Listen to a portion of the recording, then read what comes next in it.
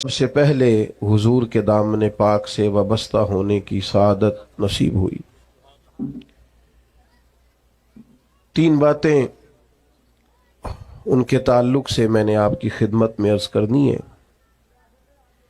सबसे पहली बात तो ये कि अल्लाह ताला ने उन्हें इंतहाई मजबूत, ताकतवर और तवाना ईमान अता फरमाया। कुरान मजीद में अल्लाह करीम ने फरमाया, वल्लज़ी जा बिस्सिद्क़ि वसद्दक़ा बिही।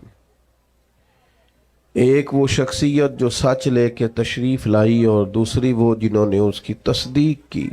उलाइका हुमुल मुत्तक़ून, यही लोग परहेज़गार हैं, यही लोग मुत्तकी हैं। हज़रत मौला अली शेर खुदा कर्रमल्लाहु तआला वजहुल करीम इरशाद फरमाते हैं कि यहाँ सच लेके लाने वाली शख्सियत नबी पाक अलैहिस्सलाम की है और तस्दीक करने वाली ज़ात जनाब अबू बकर सिद्दीक की है। हज़रत अबू बकर सिद्दीक रदी अल्लाह तआला अन्हु ने फ़ौरन उस सच की तस्दीक की जो हुजूर लेकर के तशरीफ़ लाए। बहुत सारे लोग ऐसे होते हैं जिनके शऊर की आंखें खुल जाती हैं, वो ज़मीर की नहीं खोलते। शऊर तो अबू सुफियान का भी बड़ी जल्दी बेदार हो गया था, लेकिन बड़ी देर के बाद जाके उन्होंने कलमा पढ़ा रदी अल्लाह ताला अन्हु। बड़ी जल्दी पहचान गए चीज़ों को। अबू जहल, अबुल बुख्तरी, उतबा, उतैबा, शैबा, बल्कि अखनस बिन शुरैक से जब अबू जहल ने कोने में जाके पूछा और उसने अबू जहल से पूछा कि तुम्हारी राय क्या है, तो उन्होंने कहा राय तो यही है कि हुजूर जो फरमाते हैं हक और सच है। इसका मतलब है शऊर की आंखें तो खुल गई थी। जब तन्हाइयों में ये कहा करते थे कि करीम की हर बात सच है, तो शऊर तो बेदार हो गया था, लेकिन ज़मीर को दबाए रखा। माशाअल्लाह मुफ्ती साहब भी तशरीफ ले आए। ज़मीर को दबाए रखा। हज़रत अबू बकर सिद्दीक रदी अल्लाह तआला अन्हु का कमाल ये है कि जब उनके शऊर की आंखें खुली ना कि दीन हक और सच है, फिर उन्होंने किसी और तरफ नहीं देखा, फौरन अपनी ज़मीर की आवाज़ पे लब्बैक कहा और नबी पाक का कलमा पढ़ लिया। ये बड़ी इनफिरादियत है, इसको समझिएगा। बहुत सारे लोगों को शऊरी तौर पर समझ आ जाती है हक और सच क्या है, लेकिन वो बेचारे ज़मीर को दबाए रखते हैं, अपने आप के साथ जंग करते रहते हैं, हक को कबूल नहीं करते। हज़रत सिद्दीक़ अकबर की ज़िंदगी का ये पहला सबक कि जब किसी को पता चल जाए हक फलां चीज़ है, तो फिर कुरान मजीद कहता है वला तलबिसुल हक्क बिल बातिली व तक्तुमुल हक्क व अंतुम तालमून। हक को बातिल से न मिलाओ और जानबूझकर हक न छुपाओ। तुम इल्म रखते हो, जानबूझ के छुपा रहे। तो जब पता चल गया हक क्या है, दुरुस्त क्या है, ठीक क्या है, फिर उसे कबूल किया जाए, फिर तरद्दुद ना किया जाए। हमारे यहाँ बहुत सारे लोग समझते हैं दीन पर ही चलना चाहिए, यही हक है, तो भाई चलते क्यों नहीं? किताब व सुन्नत ही राह निजात है, तो इस पर अमल क्यों नहीं करते? नबी पाक अलैहिस्सलाम का उसवा नूर और सीरत मुकद्दसा ही सिर्फ और सिर्फ निजात की गारंटी है, तो फिर देर किस बात की?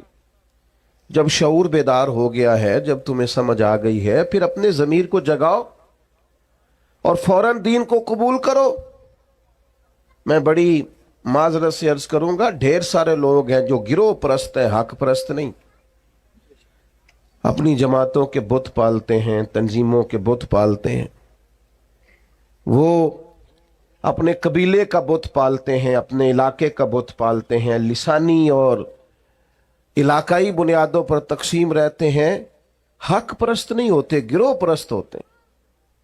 मेरे ग्रुप ने जो कह दिया है वो अगरचे गलत भी है, लेकिन चूंकि मेरे ग्रुप ने कहा है, लिहाजा हर हाल में उसे सपोर्ट करना है। ये जुर्रत इंसान में होनी चाहिए कि वो हक को हक कहे, वो सही को सही कहे। ये जुर्रत जनाब सिद्दीक़ अकबर ने पैदा की और बड़े दलेर आदमी थे हज़रत सिद्दीक़ अकबर, जिन्हें पूरी तरह सारे मुआशरे से लड़ने का हौसला था। گھر میں بھی گھر کے باہر بھی. اللہ نے بعد میں توفیق دی، ان کی 4 نسلیں صحابی بنی ہیں، لیکن شروع میں یہ اعلان کرنا، ان کے والد سخت ناراض ہوا کرتے تھے بعض چیزوں سے، اور پھر قبیلے سے ہم لوگوں نے تو سمجھ لیا نیکیاں بھی شاید جمہوری ہوتی ہیں، سارے کریں گے تو میں بھی کروں گا. جی فلانا کام کوئی نہیں کر رہا میں کیوں کروں. نیکیاں جمہوری نہیں ہوتی، ملک جمہوری ہے، نیکیاں جمہوری نہیں ہوتی. نیکی تو نیکی ہوتی ہے، کوئی کرے نہ کرے ہم نے کرنی ہے. تو حضرت صدیق اکبر کا یہ پہلا اعزاز، اس کو سمجھیں کہ انہوں نے دین حق کو قبول کیا، اور نبی پاک علیہ السلام نے اس بات کو بطور اعزاز کے بیان کیا ہے، بطور فضیلت کے. یہ ان کی انفرادیت کے طور پر نبی پاک نے اس کو بیان کیا. حضور علیہ الصلوۃ والسلام نے ارشاد فرمایا کہ میں نے جس کے سامنے بھی دین پیش کیا ہے اس نے تردد کیا. کچھ لوگوں نے دلیل مانگی، حضور کے پاس دلیلوں کی کمی تو نہیں، سرکار تو خود سراپا دلیل ہے. یا ایھا الناس قد جاءکم برہان من ربکم، اے لوگو یہ محبوب تمہارے پاس رب کی دلیل بن کے آئے. کریم فرماتے ہیں جس کے سامنے بھی دین پیش کیا اس نے تردد کیا ہے. فرمایا یہ صرف میرے ابو بکر صدیق ہیں، میں نے دین پیش کیا ہے، لیٹ کی کوئی نہیں، فوراً ہی کلمہ پڑھ کے مسلمان ہوگا. حق کو فوراً قبول کرنا، اور فوراً حق کی تصدیق کرنا، اور فوراً حق کے سامنے سر کو جھکانا، یہ پہلا سبق ہے جناب صدیق اکبر کی زندگی کا. لیٹ نہ کریں، کمزور نہ بنیں، ٹوٹتی بکھرتی رائے والے نہ بنیں، کمزور ارادوں والے نہ بنیں. حق جب نصیب ہو اسے قبول کریں. دوسری بات، اسلام یہ کہتا ہے کہ جب تم کلمہ پڑھ لو نا پھر پورے کے پورے دین میں آؤ. یا ایھا الذین آمنوا ادخلوا فی السلم کافہ، اے ایمان والو دین میں پورے پورے داخل ہو جاؤ. جب دین قبول جو کر لیا ہے، مان جو لیا ہے، تو پھر جتنی باتوں کی دین تعلیم ارشاد فرماتا ہے ان ساری باتوں پر عمل کیا جائے. اپنے آپ کو سراپا نیکی بنایا جائے، سراپا خیر ہو انسان کا وجود. جتنی نیکیاں سوسائٹی میں وہ کر سکتا ہے وہ ساری کرنے کا اس کے اندر جذبہ ہو، شوق ہو. ہم کیا کرتے ہیں؟ نیکیاں کرتے ہیں لیکن خالص دینی کاموں کو بھی دنیا داری بنا لیتے ہیں. جنازہ پڑھنا خالص دینی کام ہے. نبی پاک علیہ السلام نے فرمایا ایک مسلمان کا دوسرے مسلمان پر حق ہے. جو حقوق مومن کے مومن پہ ہیں ان میں سے ایک حق جنازہ ہے، لیکن وہ ہم کس لیے جاتے ہیں کہ میرا تعلق بڑا ہے اس کے بیٹے سے، بھائی سے، باپ سے. آپ اس تعلق کی بنیاد پر گئے، حالانکہ آپ کو تو کلمے کی بنیاد پر جو تعلق تھا اس بنیاد پر جانا چاہیے. ہم نے کیا کیا؟ دینی کام تھا لیکن اس کو دنیا بنا لیا. یہ ہمارا مذہبی سٹیج ہوتا ہے. تو ظاہر ہے آپ اتنی بڑی تعداد میں لوگ آئے ہیں، آپ کا خیال ہے کہ ایک دیندار آدمی تقریر کرنے آ رہا ہے، لیکن اگر میرے دل میں یہ خواہش ہو کہ بڑے لوگوں میں فیمس ہو جاؤں گا اور ڈھیر سارے لوگ واہ واہ کریں گے اور گھر چاہے کہیں گے کیا بات مولانا نے کیا نقطہ بیان کیا ہے، اگر یہ میرے ذہن میں باتیں آئیں گی تو میں نے دینی کام کو بھی دنیا بنا لیا ہے. ترویج شریعت کے کام کو میں نے ذاتی شہرت کا ذریعہ بنا لیا. یہ دینی کام دنیا بن جائے. دین میں پورے پورے داخل ہونے کا مطلب یہ ہے کہ آپ سراپا خیر بن جائیں. پھر آپ ہر وہ نیکی جس کو دین نیکی کہتا ہے اسے کریں، اور ہر وہ چیز جس سے دین روکتا ہے اس سے رکیں. حضرت حسن بصری رضی اللہ تعالیٰ عنہ سے کسی نے کہا تقویٰ کیا ہے؟ فرمایا جہاں جانے کا رب نے حکم دیا ہے وہاں غیر حاضری نہ کرنا، اور جہاں جانے سے اس نے منع کیا ہے وہاں نظر کبھی نہ آنا. یہ متقی ہونے کی علامت. حضرت صدیق اکبر کا آپ سراپا دیکھیے. نبی پاک علیہ السلام نے صحابہ سے فرمایا یہ دیکھیں، ہو سکتا ہے معاذ اللہ کسی کے دل میں خیال ہو کہ یہ شاید کوئی معمولی چیزیں ہیں، لیکن یہ تعمیر شخصیت میں، اور کردار سازی میں کلیدی حیثیت رکھتی ہیں یہ چیزیں. حضور نے صحابہ سے پوچھا بتاؤ بھئی آج جنازے میں کسی نے شرکت کی ہے؟ تو تمام خاموش تھے. جناب صدیق اکبر نے ہاتھ کھڑا کر کے عرض کی حضور مجھے اللہ نے یہ سعادت عطا کی. نبی پاک علیہ السلام نے فرمایا آج تم میں سے کوئی روزہ دار بھی ہے؟ عرض کی یا رسول اللہ مجھے اللہ نے توفیق دی ہے. صرف حضرت صدیق بولے. پھر نبی رحمت صلی اللہ تعالی علیہ وسلم نے پوچھا آج کسی نے کسی مسکین کو کھانا کھلایا؟ سب خاموش تھے. صرف حضرت صدیق کو آج یہ اعزاز حاصل ہوا. ہاتھ کھڑا کر کے عرض کی یا رسول اللہ مجھے یہ موقع ملا. یعنی جس سوال پر سرکار استفسار کرتے اسی سوال کے جواب میں جناب صدیق اکبر ہاتھ کھڑا کر کے کہتے یا رسول اللہ مجھے یہ موقع ملا. آپ بات کو سمجھیں. جب دین قبول کر لیا پھر سراپا نیکی بن جائے. پھر جو بھی خیر کا کام حضور علیہ السلام نے فرمایا کسی نیکی کو بھی معمولی نہ سمجھو, کسی نیکی کو بھی معمولی نہ جانو, یہاں تک کہ کچھ نہ ہو سکے تو اپنے بھائی سے مسکرا کے بات ہی کر لو. حضرت صدیق اکبر رضی اللہ تعالیٰ عنہ نے دین کے اس فلسفے پر حقیقی طور پر عمل کیا اور ہر خیر کو ہر نیکی کو دوڑ دوڑ کے حاصل کیا. اسی لیے سرور کائنات علیہ السلام نے فرمایا قیامت کے دن کچھ روزہ دار ہوں گے, انہیں جنت میں ایک روزے داروں کا دروازہ ہے, وہاں سے آواز دی جائے گی روزے داروں ادھر آ جاؤ اس دروازے سے گزرو. ایک دروازہ وہ ہے جہاں سے سخی گزریں گے, ایک وہ ہے جہاں سے مجاہد گزریں گے, ایک وہ ہے جہاں سے حاجی اور مکے اور مدینے کے زائر گزریں گے. حضرت صدیق نے عرض کی حضور میں کس دروازے سے گزروں گا؟ فرمایا ابو بکر سارے دروازے منتظر ہوں گے کہ کبھی ابو بکر یہاں سے گزر جائے نا, کبھی یہاں سے گزر جائے نا, کبھی یہاں سے گزر جائے نا. کیوں؟ اس لیے کہ ہر نیکی کو پہنچ پہنچ کے حاصل کیا, ہر خیر کو پہنچ. ہم تو ویسے بھی اللہ خیر کرے کو دو ایک نیکیاں کر لیں وہ گنی ہوئی ہوتی ہیں, ہم نے وہ ساری ہمارے پاس طے ہوتی ہیں, سارا پتہ ہوتا. کتنے پیسے پچھلے سال مسجد دیے تھے پورا یاد ہے, اور بھئی جو سارا سال آپ نے اپنی ذات پر لگائے ہیں وہ بھی تو یاد ہونے چاہیے نا. نیکیوں کو لوگ گن گن کے شمار کر کے رکھتے ہیں جو بھولنے کی چیز تھی, اور معاذ اللہ جن کمزوریوں کو غفلتوں کو یاد کرنا تھا انہیں بھول جاتے ہیں. تو حضرت صدیق اکبر سراپا نیکی بن گئے. سراپا کلمہ پڑھا تو ان کا وجود سراپا ایمان تھا, سراپا خیر تھا. کوئی بھی ایسا کام نہ کریں اس سے محسوس ہو کہ ہم وقت ضائع کرتے ہیں, ہمیں خیر سے وابستگی نہیں ہے. جو نیکی ملے فاستبقوا الخیرات, نیکیوں میں آگے بڑھ جاؤ.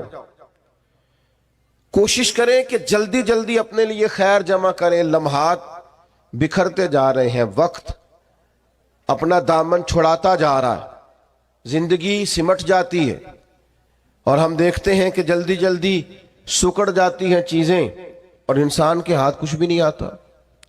تو کوشش کی جائے ہمیشہ خیر جمع کرنے کی, بڑھ چڑھ کے نیکیاں کرنے کی. نبی کریم علیہ السلام نے فرمایا جنتیوں کی 360 علامتیں, کسی میں ایک بھی پائے جائے تو جنتی ہے. آپ کی توجہ ہے میری بات پر؟ کتنی علامتیں؟ کسی میں اللہ کا ایک دعا مانگنے لگا وہ آمین کہنا ہے. اللہ کرے آپ موبائل کم دیکھیں اور میری بات زیادہ سنیں, آمین تو کہہ دیں, دعا میں تو شامل ہو جاؤ یار, دعا مانگی ہے. ان 360 یہ ساری وہی نیکیاں ہیں جو پھیلی ہوئی ہیں. خیر کرنا, پیار کرنا, عبادت کرنا, مخلوق کی خدمت میں مشغول رہنا. فرمایا جنتیوں کی 360 علامات ہیں, ایک بھی پائی جائے تو بندہ جنتی ہے. حضرت صدیق اکبر کا لہجہ ہمیشہ دھیما رہا ہے, بڑے وزادار تھے. فوراً عرض کی یا رسول اللہ میرے اندر بھی کو پائی جاتی ہے. وہ جو 360 نورانی علامات ہیں جنتیوں کی تو کریم میرے اندر بھی کو پائی جاتی. نبی کریم نے فرمایا آپ کے اندر تو 360 ساری کی ساری پائی جاتی ہیں، ساری۔ انہوں نے سراپا خیر کیا، سراپا۔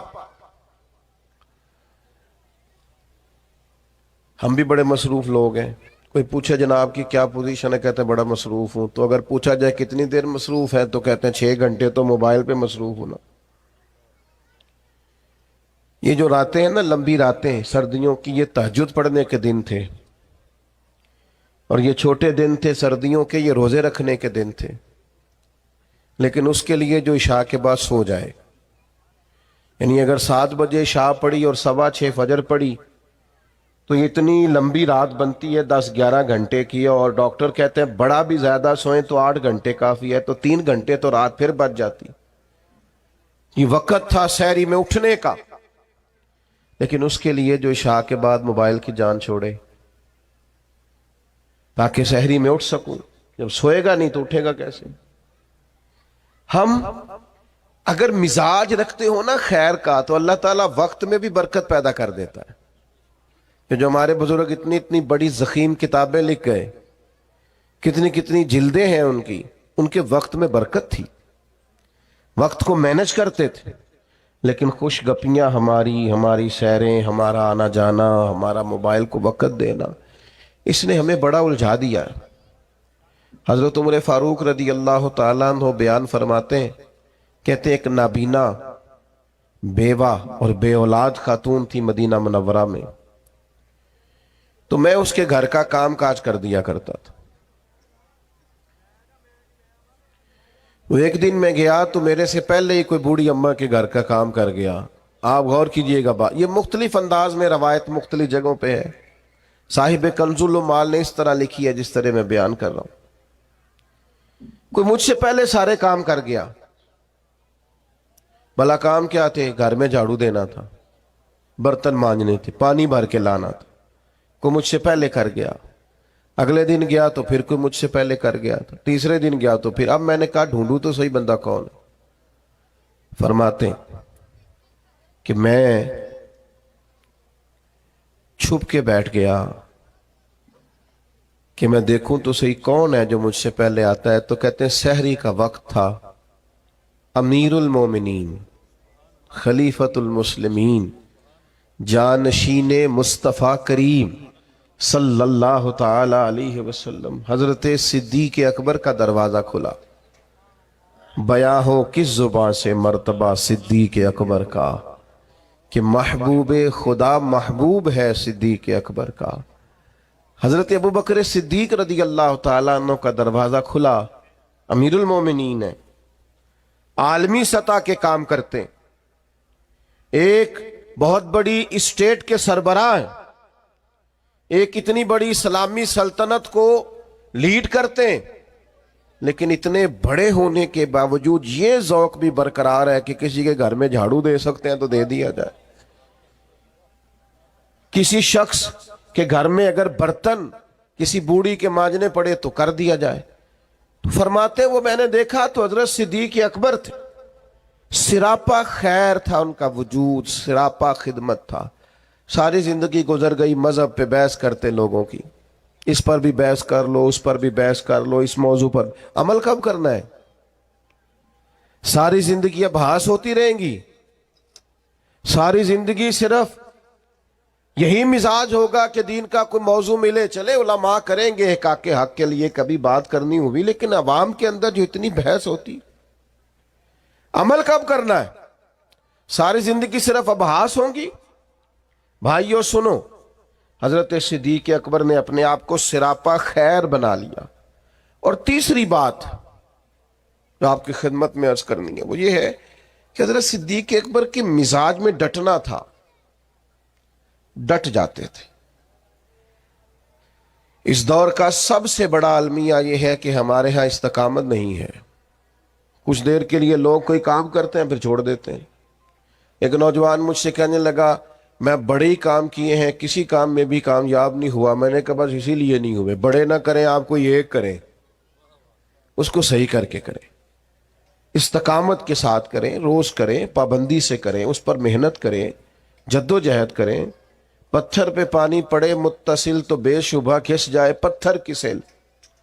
ایک قطرہ قطرہ پانی مستقل پتھر پر گرے تو اس میں بھی سوراخ بن جاتا.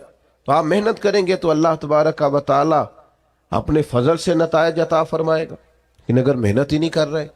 حضرت صدیق اکبر کی طبیعت میں ڈٹنا تھا. انہوں نے کلمہ پڑھا, پھر بڑی آندیاں چلیں, بڑے طوفان آئے, بڑا ٹکراؤ پیدا ہوا, بڑے حالات خراب ہوئے, لیکن حضرت صدیق اکبر ڈٹے رہے. حضرت صدیق اکبر نے نبی پاک کا ادب کیا صلی اللہ تعالی علیہ وسلم, تو جناب صدیق نے ڈٹ کے کیے. دنیا میں ایک فلسفہ بیان کیا جاتا ہے کہ جو زیادہ قریب رہتا ہے وہ ادب چھوڑ جاتا ہے, اور یہ بات غلط نہیں ہے, ایسا ہوتا ہے.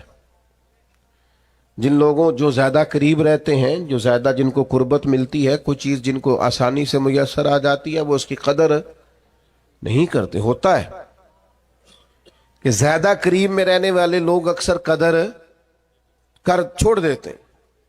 لیکن حضرت صدیق اکبر کا کمال ہے, انہوں نے دنیا کا یہ فلسفہ ہی غلط کر دیا ہے.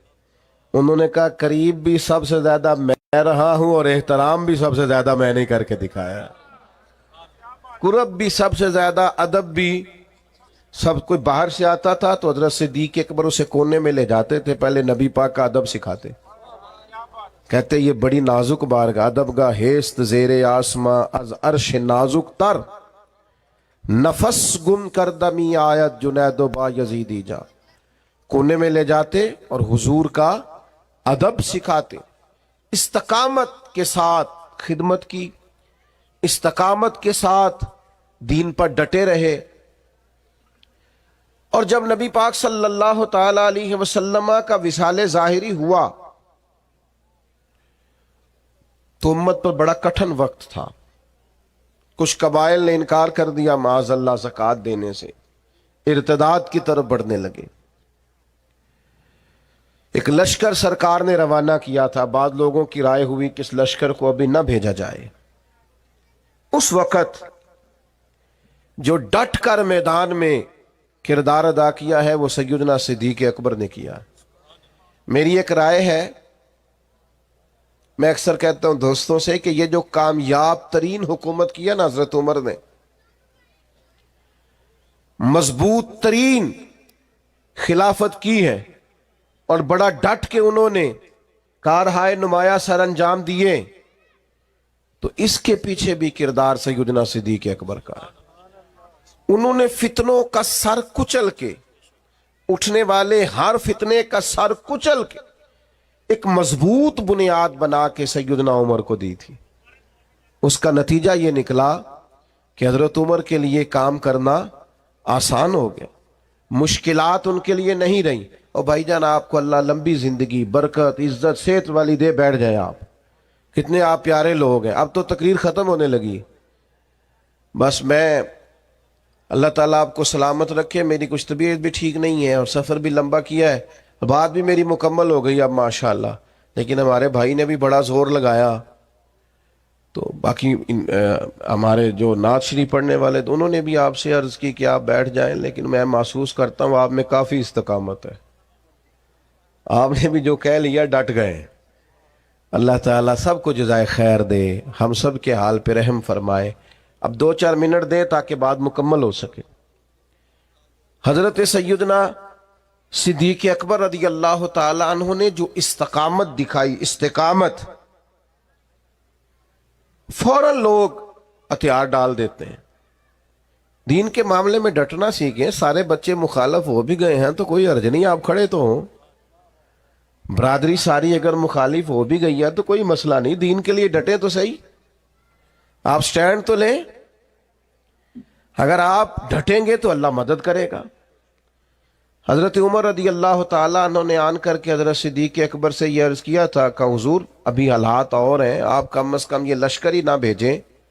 مانعین زکوٰۃ معاذ اللہ منکرین, ان کے خلاف لڑنا ہے. حالات اس طرح کے نہیں ہیں, ذرا بہتری ہو جائے گی. تو حضرت ابو بکر صدیق جو اپنے مزاج کے لحاظ سے نرم خو تھے,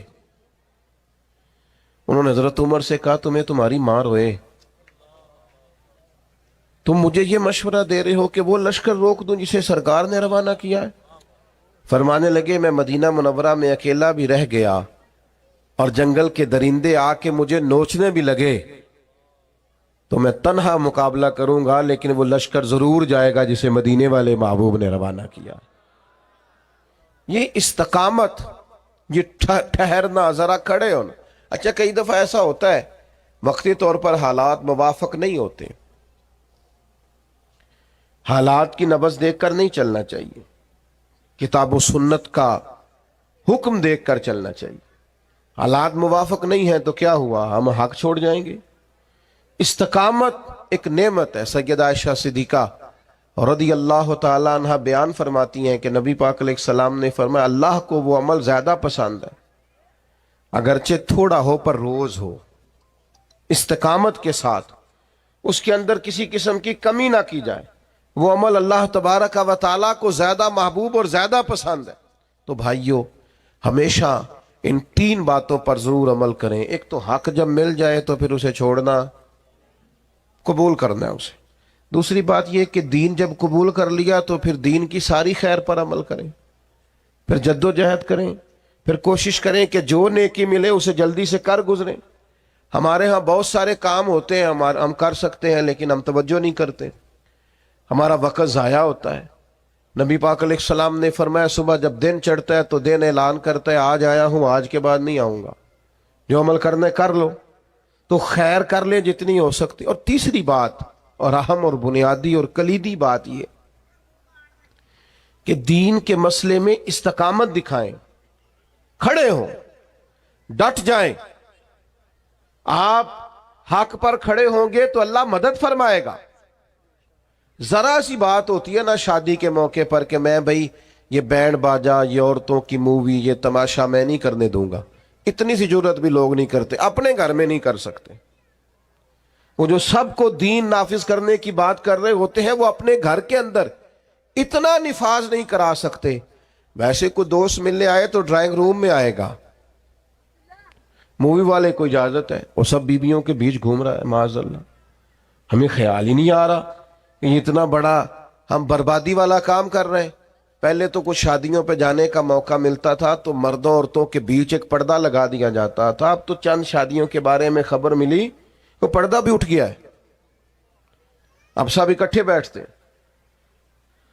अकबर अलाहाबादी ने कहा था, बेपर्दा कल नजर आई जो चंद बीबियां, तो अकबर जमी में गैरते कौमी से गड़ गया।